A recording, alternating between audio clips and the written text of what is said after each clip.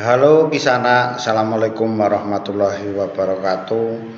Para petani kelapa sawit yang berbahagia, kali ini kita yuk belajar lagi mengenai kelapa sawit supaya tambah pengetahuannya, tambah kita mengelola kelapa sawit ini menjadi lebih baik, lebih meningkat. Salah satunya ya kita harus belajar bagaimana biologi dari kelapa sawit itu sendiri. Jadi pemirsa, kelapa sawit itu bukan asli Indonesia loh. Ada kelapa sawit yang utama itu berasal dari Afrika. Itu yang namanya Elaeis guinensis. Tapi juga ada yang berasal dari Amerika Latin sana, Amerika Tengah sana, itu namanya Elaeis oleifera. Beda ini. Jadi yang perlu dipahami ini karena sering menjadi salah pengertian. Kelapa sawit merupakan tanaman palma keluarga Arecaceae berumah satu atau monosius. Artinya apa? Bunga jantan dan betina itu terdapat dalam satu tanaman. Tetapi kematangannya tidak bersamaan, jarang sekali. Sehingga perlu perkawinan silang. Kan gitu. Jadi kalau dalam satu tanaman ada bunga jantan dan betina, apakah bisa disebut pohon jantan, pohon betina? Kalau dalam konteks perkawinan itu nanti mencari bibit unggul, itu iya gitu. Tapi secara umumnya kelapa sawit itu tanaman monosius. Jadi gitu, punya bunga jantan, punya bunga betina. Warnanya banyak yang Pak punya saya banyak jantannya. Itu karena keluar bunga jantannya, tetapi itu keluar bunga betina karena tidak muncul karena stres. Itu. Oleh karena tadi, maka perkawinan silang ini membutuhkan vektor. Perantaranya apa? Angin yang alamiah. Kemudian dari segi biologisnya ada serangga penyerbuk. Eladibius cameronicus. Yang ini sebelum tahun 83 belum ada. Dan ini didatangkan. Sehingga sekarang Bapak Ibu menanam kelapa sawit sudah dengan enaknya terjadi penyerbukan. Sudah langsung jadi kelapa sawitnya. Itu harus dipahami dari dulu. Selanjutnya inilah fase kelapa sawit. Bapak Ibu sekalian. Yang pertama kali adalah kecambahnya.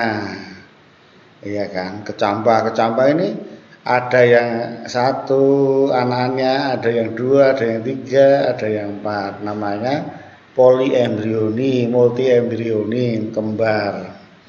Kenapa demikian? Itu karena polen yang masuk bisa dua, bisa tiga, bisa empat. Jadi karena perkawinan seperti itu yang masuk. Kemudian untuk menjadi kecambah ini kan perlu 6 bulan. Nah, dari tandan tadi diproses menjadi 6 bulan. Dan kalau normal tidak ada proses perakuan 9 bulan biasanya. Berikutnya setelah jadi kecambah dibibitkan menjadi bibit. Kalau di polybag kecil namanya baby atau pre-nursery PN. Nanti setelah 3 bulan dipindah sampai siap tanam umur 1 tahun namanya ini ya gambar yang di tengah ini my nursery ya gitu. Jadi yang dinamakan bibit siap tanam itu adalah yang berumur 8 bulan ke atas sebetulnya, atau yang paling pas umur setahun 12 bulan. Selanjutnya proses di lapangan. Proses di lapangan itu biasanya dibagi dua. TBM, tanaman belum menghasilkan, sampai umur 3 tahun. Kemudian menghasilkan sampai umur berapa? Yang paling umum adalah 25 sampai 30 tahun. Jadi itulah fasenya. Tapi bisa sampai lebih lagi karena ada pertanyaan yang mengatakan umur kelapa sawit pendek kita umurnya sampai berapa begitu. Padahal berapanya itu karena serangan Ganoderma. Banyak yang mati karena kalau tidak ada Ganoderma ya tahan lama sampai umur 30 tahun dan sebagainya. Itu pun masih bisa dipanen karena sulit dipanen saja gitu. Karena faktor teknik pemanenan.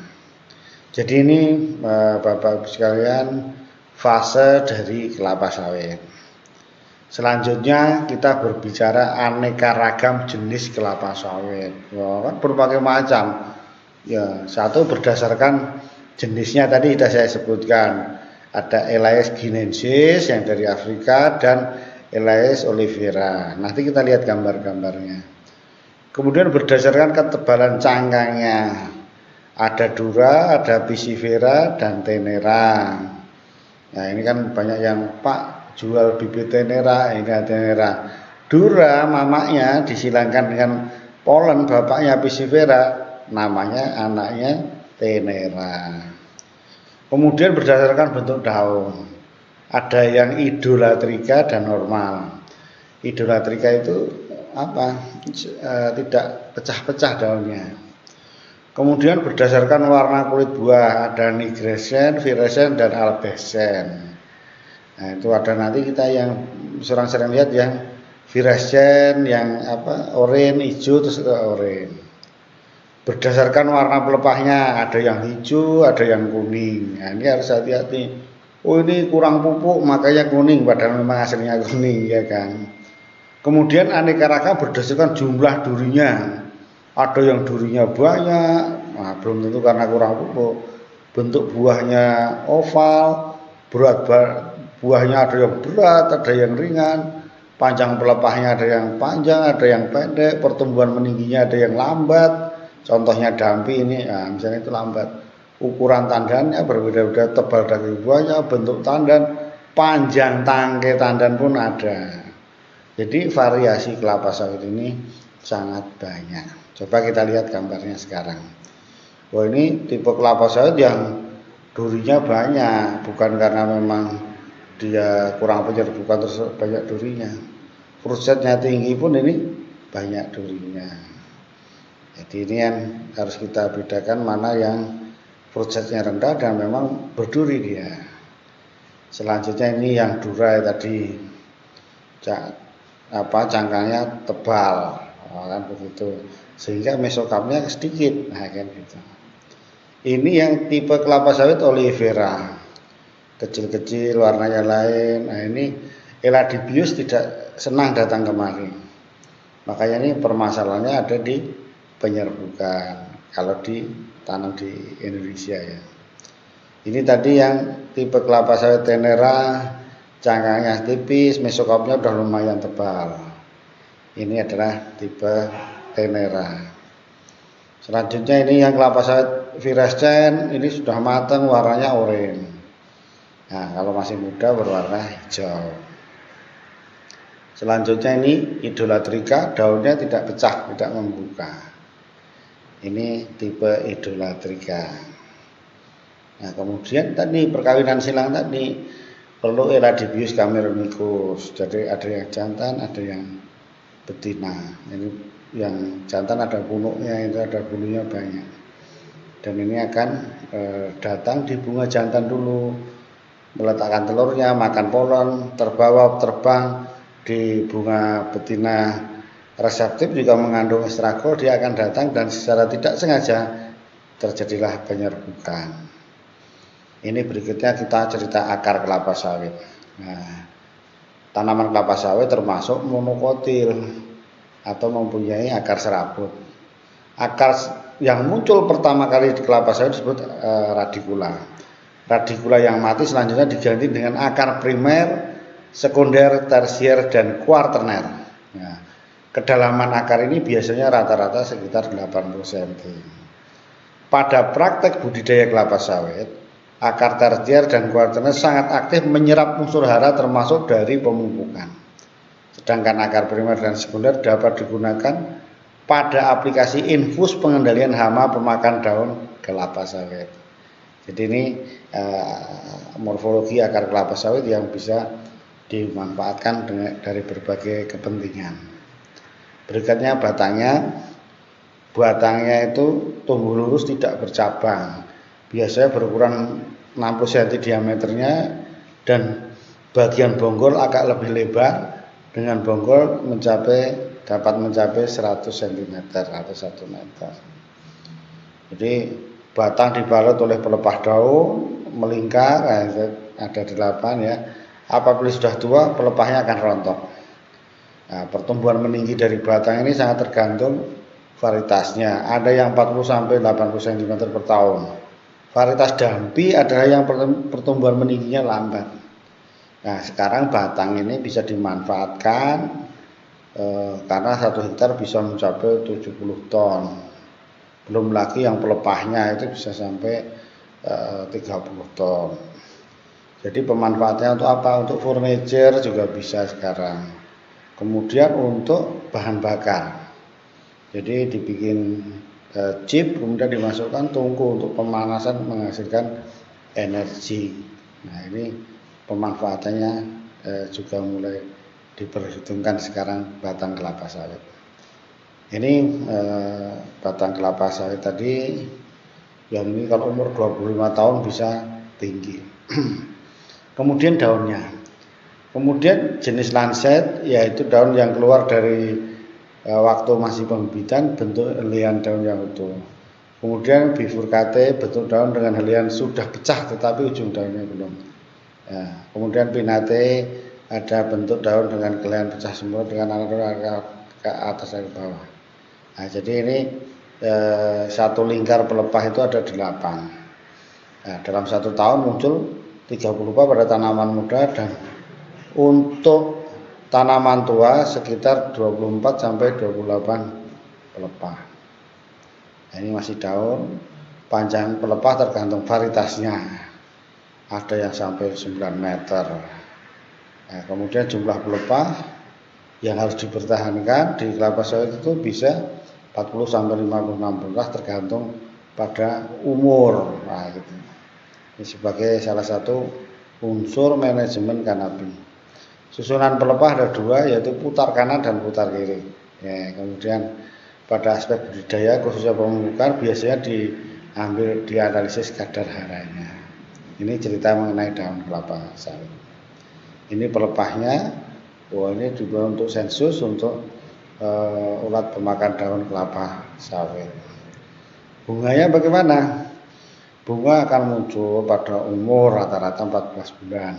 Jadi di setiap ketiak akan muncul bunga jantan atau betina tergantung proses pembuatan. Pembungaan pada 22 bulan sebelumnya. Bunga jantan akan muncul pertama, ditutup bunga betina, kemudian bunga jantan biasanya terjadi 100 sampai 200 spikelet apabila sudah antesis mengeluarkan bau feromon yang harum selama kurang lebih 4 hari. Kalau bunga betina juga sama, 100 sampai 200 spikelet, dan setiap spikelet 15 sampai 20 tergantung varietasnya. Ini bunga jantan yang paling kiri, tengah adalah bunga betina dan hermaprodit. Nah, pada waktu awal-awal bisa hermaprodit. Kemudian ini bunga jantannya, di dalamnya dibuka biasanya ada Eladybius gangrionicus, dan ini banyak mengandung polen. Ini bunga betina yang sudah reseptif, siap dikawini, mengandung lendir-lendirnya. Ini bunga betina yang sudah lewat reseptif, ada cairan warna yang merah merah bata ini. Kemudian selanjutnya buahnya seperti apa? Nah, jenis buah ada yang nigresen, kemudian 5 sampai 6 bulan masak setelah penyerbukan. Semakin tua umur sawit akan berkurang. Jadi tetapi jumlah bobotnya naik gitu berdasarkan umur. Nah, itu kalau umur 3 sampai 8 tahun itu beratnya biasanya 3,5 sampai 13 kilo. Kemudian umur 8 sampai 16, 14 sampai 24 kilo. Umur lebih dari 16 tahun beratnya lebih dari 25 kilo. Biasanya tergantung varietasnya. Ini tandan buah segar tadi, kalau dibelah ya bentuknya seperti ini. Ini ada cangkangnya, berarti terjadi penyerbukan. Kalau tidak ada cangkangnya, berarti partenokarpi tanpa penyerbukan. Nah, kemudian itu tadi biologi. Secara umum seperti ini, kelapa sawit akan tumbuh baik atau kelas lahannya S1, letak ketinggian 0 sampai 500 di atas permukaan laut. Topografinya datar atau gerombak, oke. Kelerengannya kalau bisa di bawah 15%. Genangan air tidak ada, drainasenya baik, kedalaman solum sebaiknya lebih dari 80 cm. Kemudian bahan organiknya juga ada 5 sampai 10 cm atau 5% ke atas juga oke. Teksturnya lempung liat. Nah, ini yang kelapa sawit akan tumbuh baik. Kemudian faktor yang lain adalah batuan penghambat kurang dari 3%, kedalaman air lebih dari 80 cm, pH-nya 5 sampai 6, curah hujan, nah itu 2000 sampai 2500 yang baik ya. Kemudian defisit airnya nggak ada atau 0 sampai 100 mm, temperaturnya oke sampai 26 derajat. Nah, penyiraman 6 jam, kelembapan resmi Indonesia 80%, anginnya sedang, bulan keringnya kalau bisa jangan. Nah, demikian pemirsa, itu saja yang bisa kami sampaikan, mudah-mudahan bermanfaat.